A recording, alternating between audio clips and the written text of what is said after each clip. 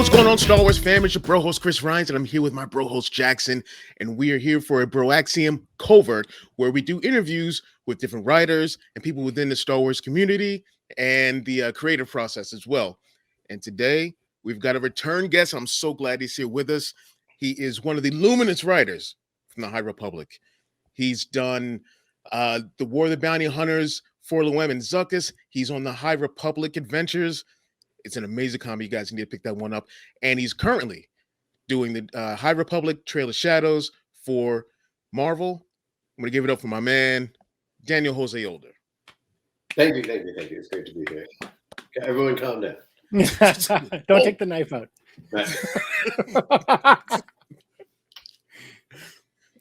Man. So, right now you've got Midnight Horizon, which is about to drop. And from what I've read so far, because I'm still in the middle of reading this. Mm-hmm. Right now, I think it might be. It's going to try to be my favorite one. Oh shoot!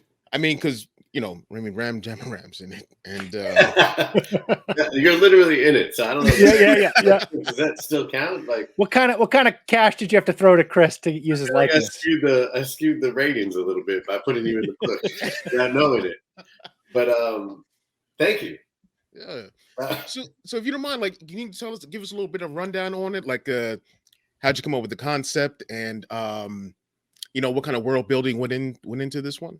Yeah, so it takes place on Corellia, and that in itself is a huge chunk of the book. And what's so cool about the book is getting to not only explore Han Solo's home planet, right, but also to explore it in an era that we've never seen Corellia in before. Hundreds of years before Solo era Corellia, and that's what was really fun. Is like taking that world that we only get to see a little bit of it in Solo. I don't know about y'all, but I was like dying for more Corellian content. Yeah. Right? The Coronet City is fascinating. And yes, there's a lot of Legends content for sure. And we see it somewhat in the books and comics here and there, but it's always like we always want more. So I really was like, oh man, I get to go to Corellia. That's amazing. And what's so cool about Corellia is that it's a city it's a place of industry, it's a planet of industry. And there's so much, you feel like that sense of history, even for the little bit that we've seen it on screen and read about it. Most Wanted, of course, is such a great book from the Solo era too. Oh, yeah. And, so I really, like it also was very wide open. And what I wanted to do first and foremost was really contrast it, show the Corellia of the High Republic to not be the Corellia of the original trilogy and the prequel era. Mostly because that's where things get really interesting, right? So the Corellia we get to like explore, and I do mean explore because really we spent so much of the book there, is like it's in a golden era, right? It's not this like rundown slum industrial, just disaster zone. Like it's really at its height, just like the rest of the galaxy. Yeah. And you see that in terms of industry and politics.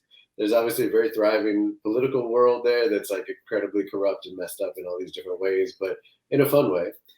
But also more than anything, you see the culture of it. And we really get an inside look into the music and just the vibes of the street, like there are all these different neighborhoods and they have different kind of feelings and flavors and everything. And then of course there's Grindelids running around and Corellian hounds. And so it was really about like taking the things that we know and love about Corellia and then enhancing them and building on them. And showing them in a time when everybody was thriving. Dig it. So if you're setting a story in the Corellia that has already been established, is there a process where you have to kind of verify or like have a conversation with like either the story group or maybe even your other contemporaries? Because obviously this is completely different. You're talking about like you really had the ability to kind of work from the ground up. Was there even any at that point, like was there any like verification or were there conversations like, does this work, does that work? Right. Well, there's always verification because story group reads everything multiple times, right? Yeah. But specifically with this, I sat down with them early on in the process when I was still formulating it and bounced a bunch of the stuff I was thinking about them, and they brought me kind of some of the stuff that they knew, and we kind of just put our heads together about it. And then I took that conversation and let it simmer and run around in my head a bunch, and then this is what came out of it.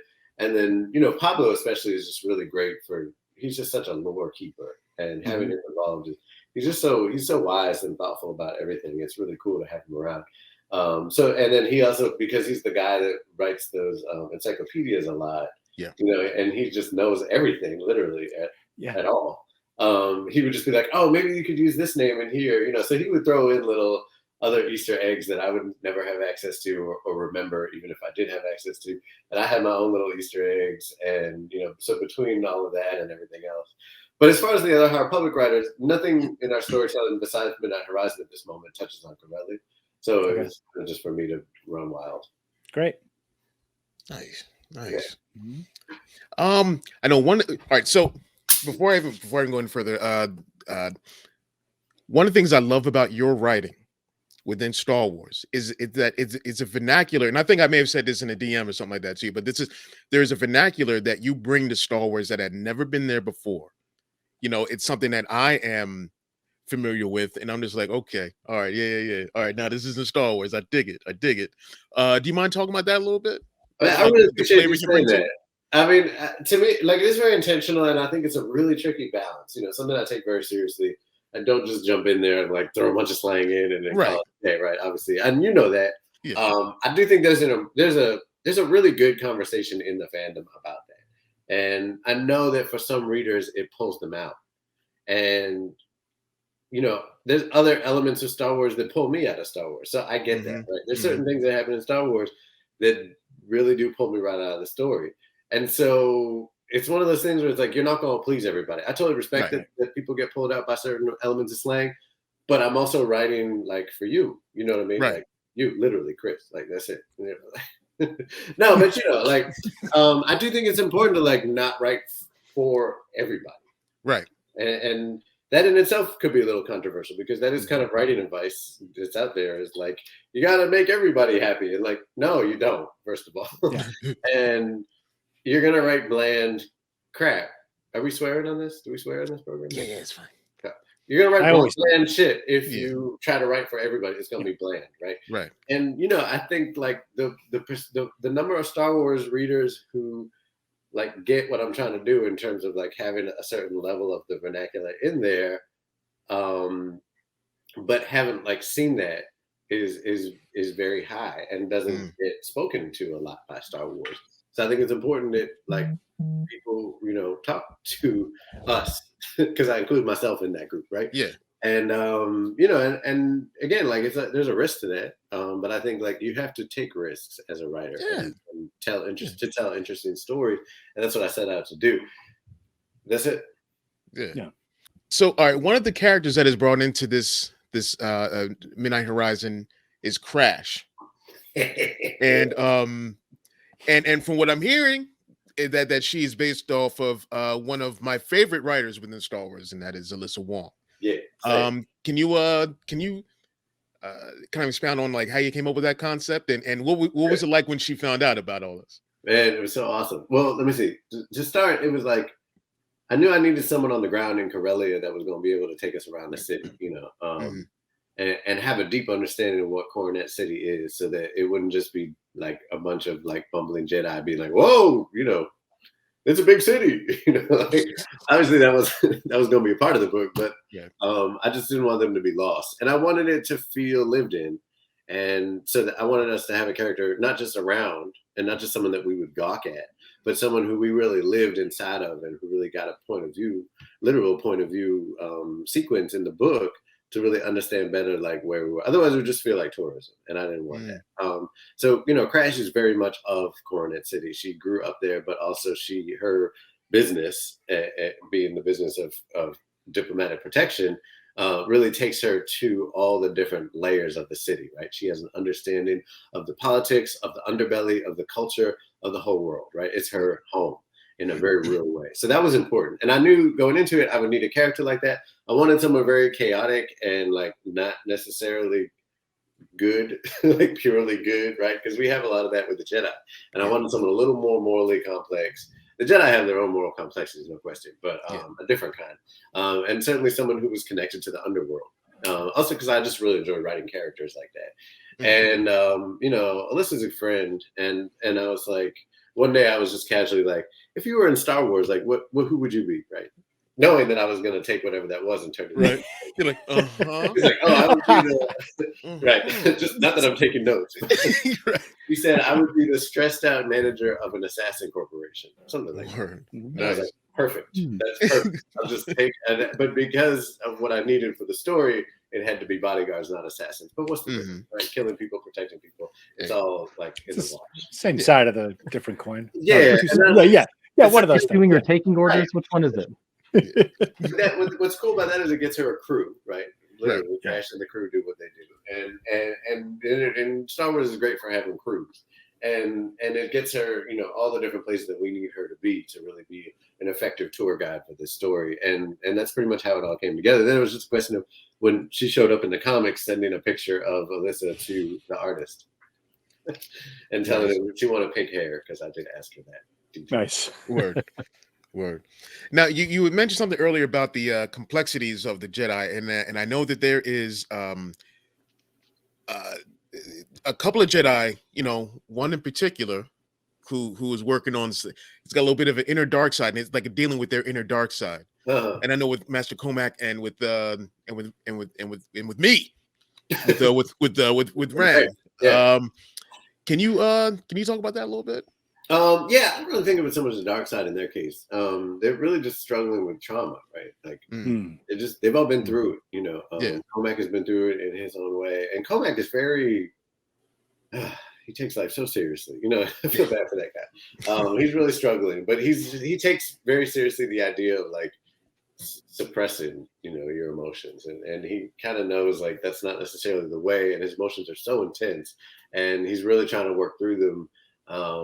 But in contrast to someone like Kantam, who is really an embodiment of feeling the things they feel and releasing them, and those are totally different approaches to the idea of detachment. And that was something I really wanted to explore, and really I think we're all exploring that throughout the entire High Republic, is that question of what does that mean, what does detachment mean, and how do you find balance with detachment and all that deep stuff. So that was a really good opportunity to have this kind of buddy cop moment between these two Jedi that are similar in a lot of ways, very different in a lot of other ways, and really just both struggling with the reality and the trauma of the world they live in. And then beyond that, of course, for the kids are the most important people in this book, right? It's a book, Absolutely. It's a young adult book. It's a book for young people.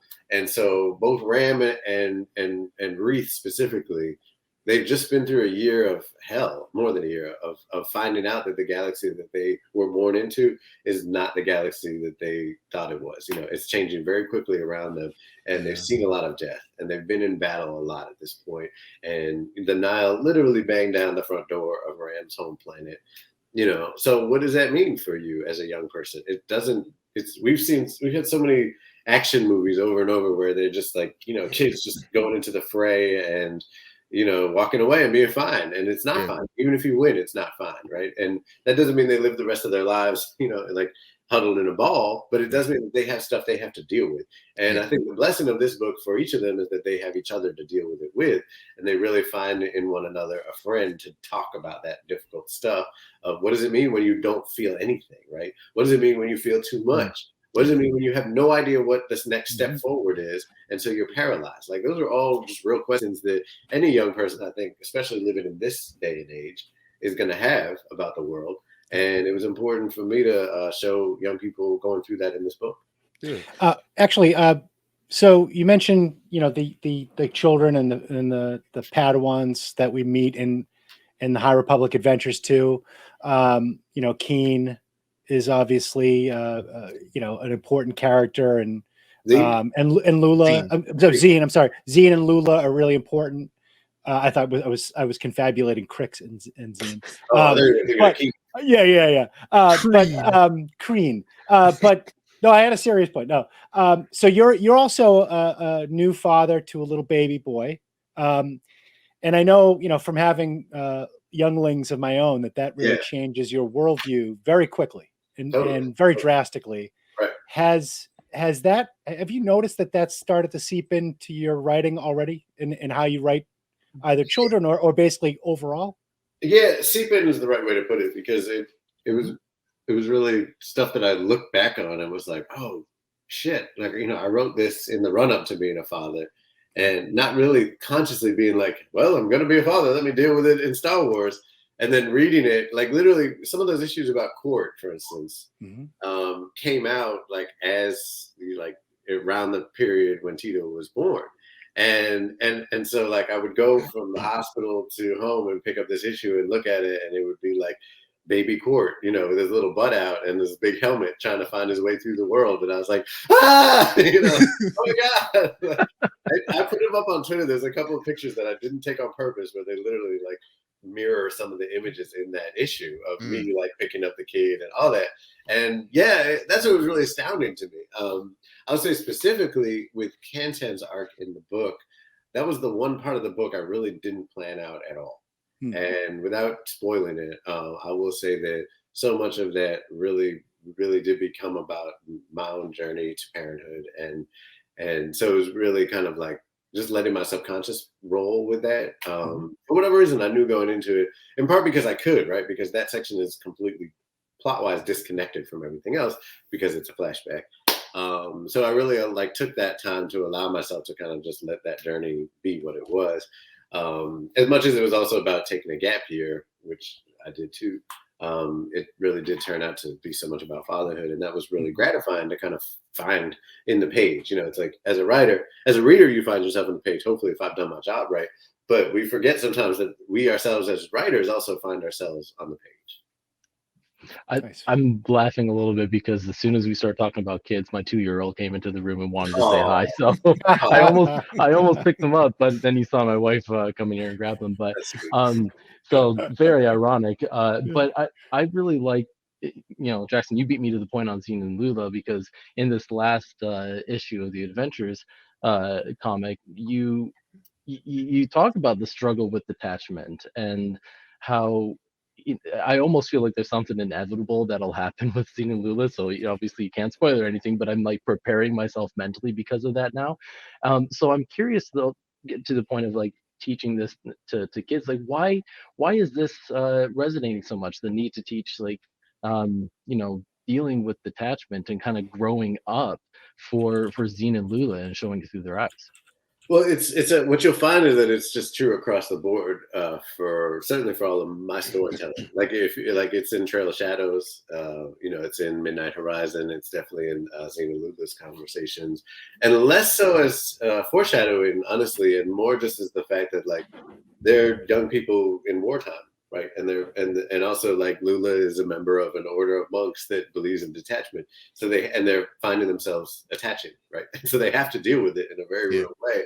But also like, what is parenthood if not learning how to love without becoming too attached that you'll fall apart when something goes wrong, or, the slightest hint of like just things going in another direction. Right. Especially in an era of COVID. Like, and what is parenting if not finding the balance between love and attachment and detachment? That's our job, and so that's certainly what I was struggling with first subconsciously, more recently very consciously and in a very aware way. But it's great that I have this opportunity to like talk about Jedi who also have to deal with this stuff all the time too. I like how this has now become like a parenting discussion. I'm just listening. I don't have any kids. It's true though. You do actually. They're on Sunday nights, 9:00.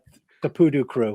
I'm one of them. But no, it's. I think for me personally, like I look at. I learned very quickly that you have these kind of preconceived notions of parenthood and these ideas of how things are going to go. Like at this point, this is going to happen and I'm going to do this and the child's going to do that.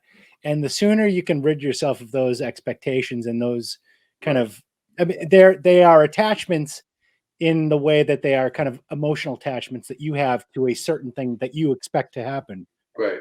But if you really do your kind of like you're delving into your own childhood, you realize that didn't really happen for you, and you still turned out all right. Right. It's almost like the more rigid you are, and I actually, my older brother has he had kids after me, and he was very, very rigid, and I'm like, dude, just be fluid, man, because you're gonna be really upset if you don't just take it as it is and accept it when it comes, you know.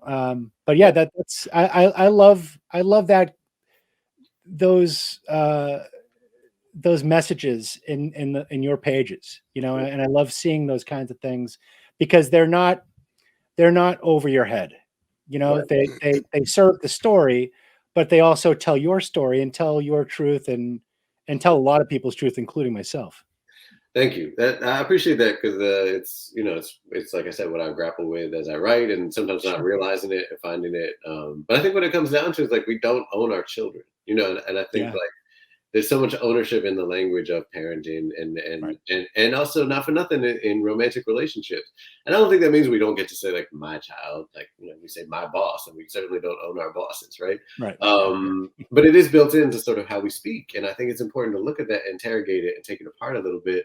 And so you see that, right, with Zine and Lula, like trying to understand what, and in that last issue, really like looking at how do you love and let go, right? Like we all have to do that. Like we all have to do that.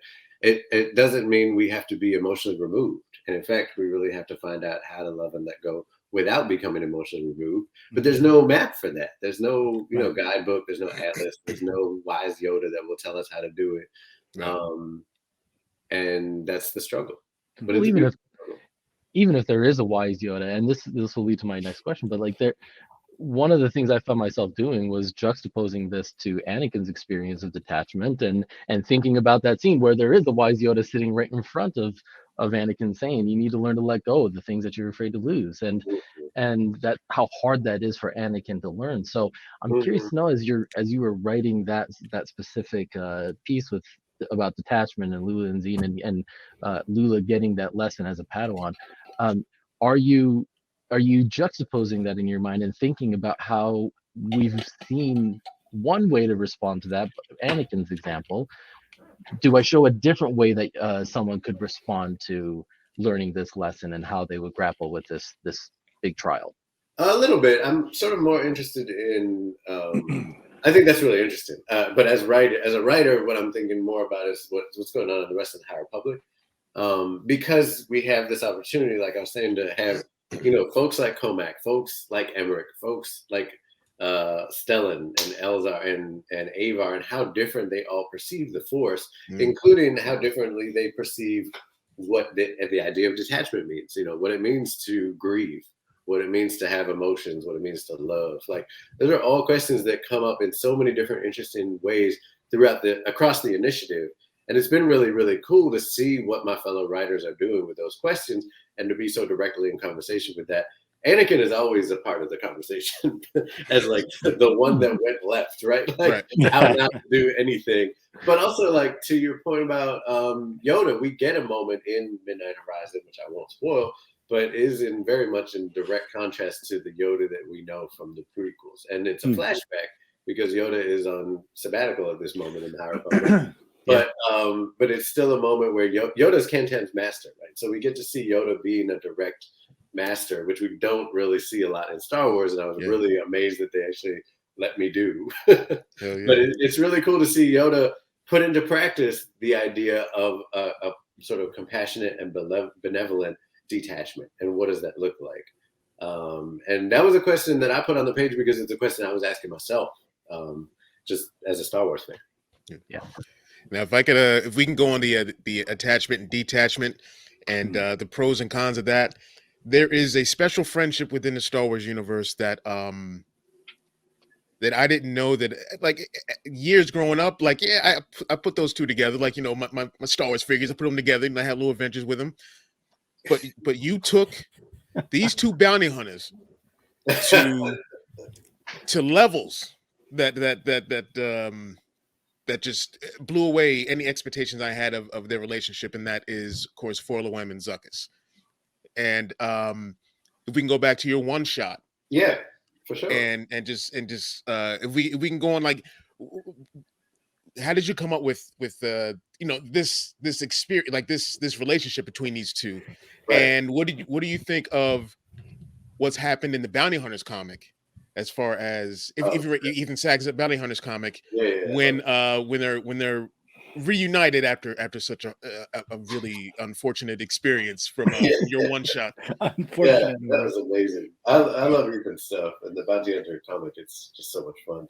So it's cool to be in conversation, like to get that to kind of like to see the rest of the story, because I didn't have plans for it, right? I just, speaking of detachment, I just left it. Like I was like, well, here's a shitty place to leave some characters. What happens next? But fortunately, like it's the Star Wars are full of great writers that I trust and know will do great things, like Charles and like Ethan and Cav and everybody else on the team. So that was fun, like getting to see where it played out. In terms of the story itself, I was actually really struggling with it in a way. I'd written them before, but even in the short story I wrote From a Certain Point of View about those two, like I kind of dodged a little bit and made it from the point of view of this other journalist, right? And who's from a different crime family. And that allowed me to kind of have them in there, but they were almost more like set pieces, right? And they're comic relief kind of, but I didn't know how to really get into the emotions of them. And in a short story, I just didn't feel like there was a way to, for whatever reason. But then I was like, oh man, they ended up in my lap again. And I was like, oh, but I'll tell you, the answer really came when I realized that they were separated. And we've never seen them separated in canon before. So when I found out that Charles had done me this huge favor by sending one of them to Tatooine and having the other in a ditch in Nar Shaddaa, I was like, this is perfect. From there on out, it was actually very easy to just be like, well, when you love something and you're a character in a story, the author is going to take that away from you.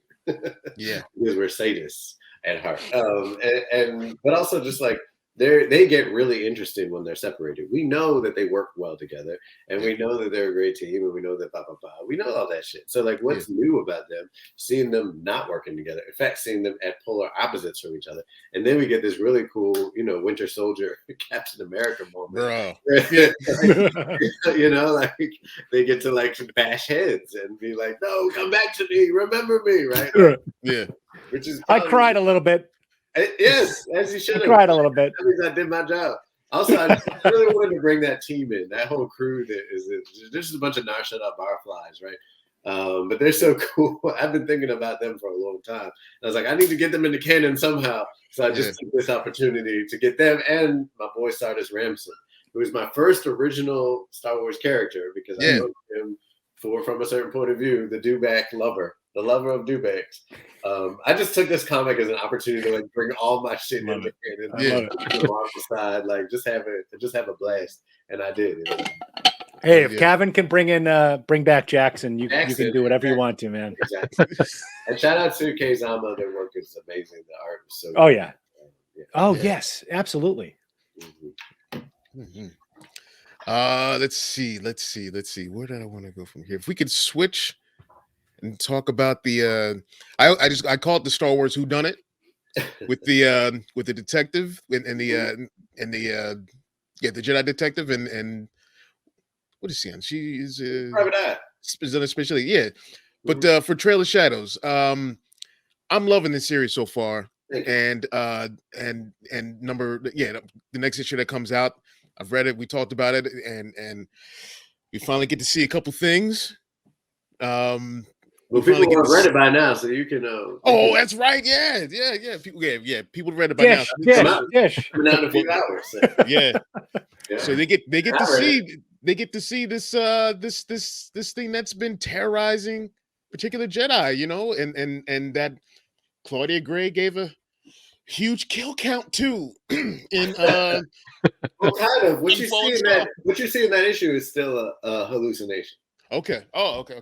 Yeah. So it's causing people to see lots of different things. Okay. So what you're seeing is like a messed up version of that old singer from Emmerich's past, the old nursemaid that's saying that horrible song. Correct. So, like it gets inside your mind and brings up some of your worst memories to get you with. So we're not getting a full glimpse of it, is what I'm saying. We're seeing a hallucination version. Okay. When I first saw it, I was like, "Oh, is that it?" I'm like, "That's it." No, look back on issue 1, and you'll see how it looks like a deranged version of that old creature from that. I have a suspicion that Dan's karaoke performance at Celebration will have not you, but Dan Miller's karaoke performance at Celebration will have the same effect. I look forward to that. No, yeah. Don't look forward to that. Shout out to Dan Miller. Yeah. My birthday twin. Your birthday brother. That's right. Yeah. That's right. Namesake and birthday twin. Happy birthday. Happy birthday. But and that's one thing I like about Emmerich is it like with the High Republic, there are these Jedi who had these. We don't get to see that in like the prequel era, so to speak. But this Jedi who is a detective, like he's the one they go to for these particular cases and whatnot, and your way seekers and this and that. What was your inspiration for that character? Actually, for both the main characters. Yeah, it's a good question. Those are both characters that I really had to sort of figure out as I went, right? Like they were sort of put in my lap a little bit, but without much description. I was given art of them actually before. Usually it depends. Different characters is different stuff, but for the majority of my other High Republic characters, I would write them and draw a little sketch of them or send some like actor that they look like or something, and then the artist would draw concept art. For this one, for whatever reason, scheduling and a bunch of other stuff, the art was kind of dropped in my lap with the project, but without too much like personality or anything. So it really was for me to figure it out, and that was really fun for me. And I just kind of went along this process of sort of discovering who they were as I wrote.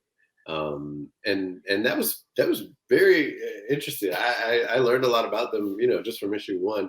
I knew, for example, going into it that I wanted Cian to have a partner who would get killed really quickly and who she didn't actually care that much about. In part because we always see the revenge story where it's like, you killed my partner and now I have to kill all of you. Yeah. So I wanted a beat where she was kind of like, people die every day. Like, oh, that's unfortunate. She's like, but he shot my hand. Right. Now that is a problem. And if you've read this issue, you can see where there's a certain balance in how things play out for that situation. But so she's sort of hardened, but she has a heart. And I think I wanted them to both be in positions for opposite reasons almost, where they were caught off guard by how well they worked together.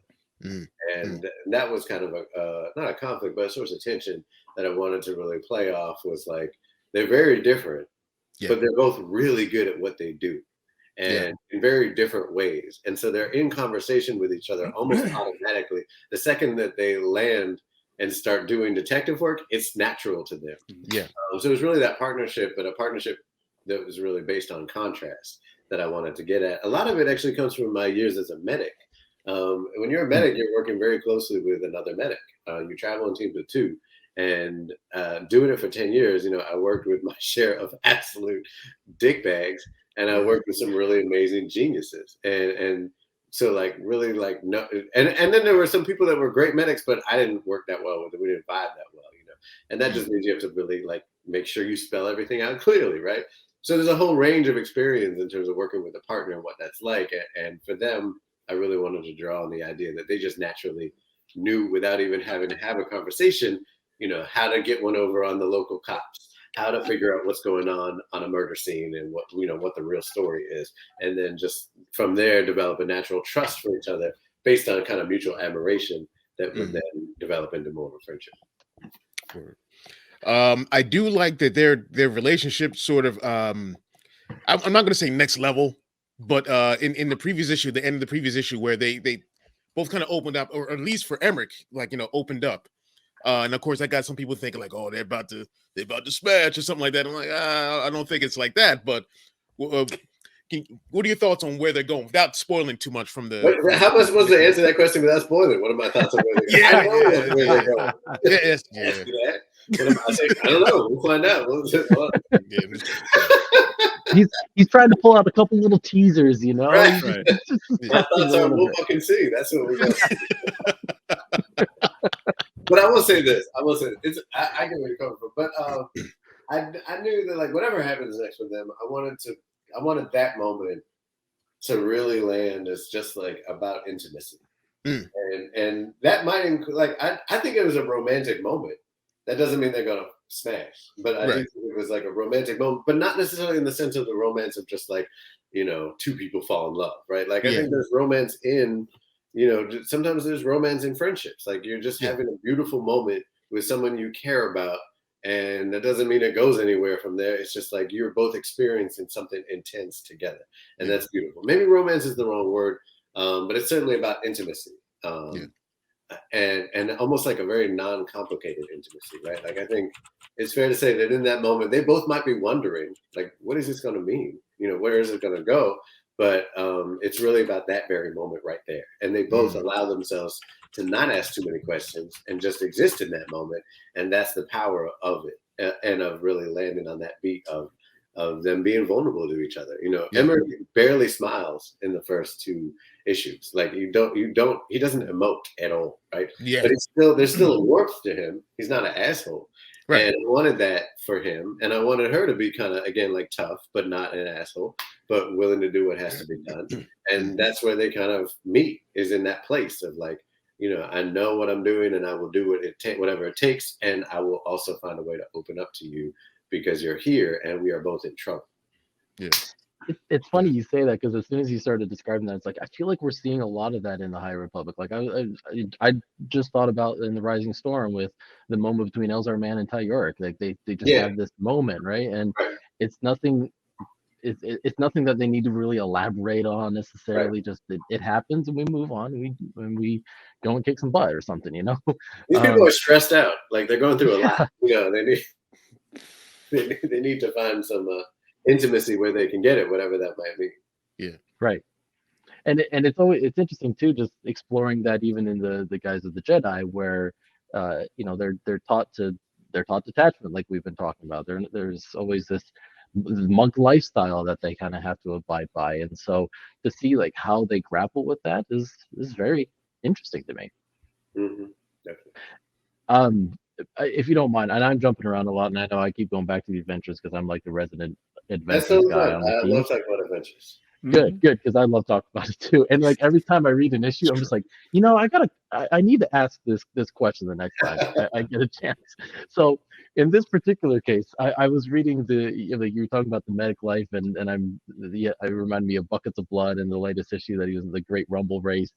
And the one question, this is silly, but like, was that Rumble Race still happening like 200 years later? Like, did it stay? Like, I hope that it's still happening, and I want to see more like races and how they turned out. And do they have Buckets of Blood that's hijacking it? Yes. Yes. I almost imagine like other iterations of that, but like I was hoping that it like stayed. I hope so too. I don't actually know the answer. It was a very momentary decision. I just needed them to be having some fun while the Nile and Sabata specifically were plotting on some shit, right? Yeah. Because all of that is leading up to Midnight Horizon. And so, this was an issue that really is doing a lot of work in terms of putting certain things in place, right? Like in that issue, this is where we really begin to see Lula like dealing with some of this shit that she's going to be dealing with for the next 3 issues. And so a lot of it is set up, but I also wanted it to be a dynamic and exciting event happening in the midst of all that setup. Otherwise, it's just going to be a bunch of characters sitting around thinking about their shit, and that's not right. Speaking of that, let me tell you, like, I don't know, I haven't looked at see what any reactions were to this special issue that came out. But if there's any era in Star Wars that needs a bake-off, and just to get your minds off of the terrible things that are happening around them. That was quite literally my thinking behind it happening at all. It was like people are traumatized. Like, everybody's fucked up right now. Like the readers and the characters. And my dogs. And I was like, people need a break. Like I didn't know exactly when it was going to come out in relationship to all the other work, but I figured somewhere in there, Starlight is going to fall.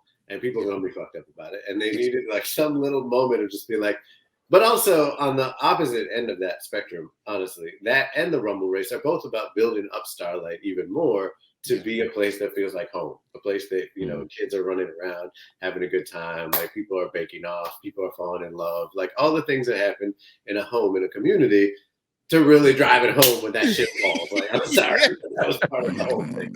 We are sadists at heart. I already told you. But that honestly, that was the best part about it. It just broke the tension just enough. Yeah, exactly. Yeah. That's what Just enough, because then it's setting, like you said, like the next issue comes out and it's setting up some really difficult times for our main characters ahead. So, Mhm.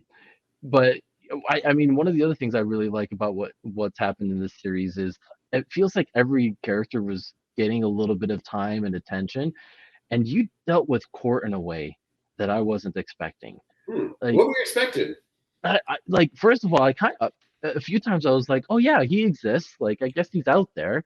And then the way that he was brought in, like we're going and doing flashbacks to his childhood and the mask and how much of that was a piece of his identity. I didn't realize that was a piece of his identity until these issues, and how he grappled with that. So, and maybe we're getting back to the kids thing, but like how did you think about just like identity and like how the mask is a piece of his identity, in the message that you were trying to get across in these issues with this character Court specifically? Sure. Well, first of all, I appreciate that a lot, because that it also took me by surprise, to be totally honest with you. Both Court and Farzala, like, I assumed there was gonna be some deep shit happening with them, but it wasn't planned out. Like Lula and Zine, that's been the scheme from jump. Like, I really went into the whole thing, being like, I'm gonna have this girl, I'm gonna have this other girl, and one's gonna be like grow up in an anti-force world, and the other's gonna be a Padawan, and they're gonna fall in love. That was always the scheme.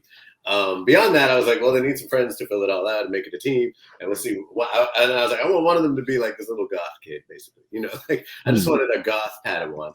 And the initial thinking behind Court, I wanted him to run around with a skull on his head.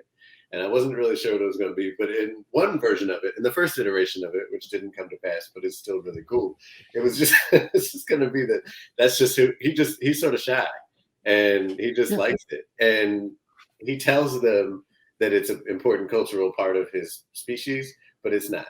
and Yoda knows that, and it's like, whatever. You know, like, you're shy. It's weird. It's fine. Okay. Don't kid yourself. But okay. No problem, Court. And then, you know, when he's ready, he takes it off and he joins the others without his skull. But like, I can't, you know, I don't think I would have been able to pull that off, just given like how the Jedi really are supposed to leave their shit behind when they, you know, they're not. You don't see them wearing a lot of cultural artifacts. So if they are, it's got to matter. You know, and like as much as I do love that notion, it really did pan out to be something much more intense. And with Star Wars, you know, when you're dealing with different species, you have the opportunity to make things both cultural and biological, in a way that's really cool. And that's where it really became something about like being able to build a whole new species for Court to give him a backstory that would really matter and add culture into that, but also have it be about him, you know, understanding his own power and balancing it and using the Force. I think ultimately what that story is about is him finding a way to use the Force to balance out his other, you know, instincts and physical prowess and everything else, which a lot of his species don't have the opportunity to do because they don't have the Force and they're not in the Jedi Order, right? So that's why he's kind of able to manage doing something at a much younger age, taking off the mask, which is kind of has a dampening effect. You know, out of necessity, but also that he steps up and sort of into his training and into himself to embrace that. Yeah. So Daniel, thank you so much. Thank you so much for spending some time with us in the Covert, talking about all of your works and everything that's going on with the High Republic. We totally appreciate you coming on. It was my pleasure. I had a great time. My man. If you can, let us know where people can find you. Midnight Horizon, like when is that dropping so people can get their hands on it and all that? Absolutely. So Midnight Horizon drops February 1st. You can find me on Twitter at DJ Older. You can find me on Instagram at Daniel José 1, and you can find me on TikTok. Yeah. We know. Daniel José Older. I know, I miss TikTok. I haven't been as active as I like to be, but I'm so busy, man. Fatherhood is a trip. But those are my main socials. And you know, my website, danieljoseolder.net. You can buy all my books there. I do have non-Star Wars books that are amazing, including Ballad and Dagger, which comes out in May. Yeah. And, is my next non-Star Wars young adult novel that I'm really excited about. I have middle grade books out. I have all kinds of stuff. So DanielJoséOlder.net. There's also on there actually relevant my blog from when I was a paramedic, which is really how I learned to write in a lot of ways. I mean, I went to college too, but that was one of the ways that I really learned how to tell stories, and I have it all preserved on my website for people to peruse. I also teach writing courses online. So for people who are interested in writing, there's some like a fully realized course already posted on a couple different sites. Nice. I'm about to look into that. Yeah. Yeah, absolutely. Cool. All right. So for Jaxxon, for Ben and myself, well, thank you guys for checking us out. We'll see you soon.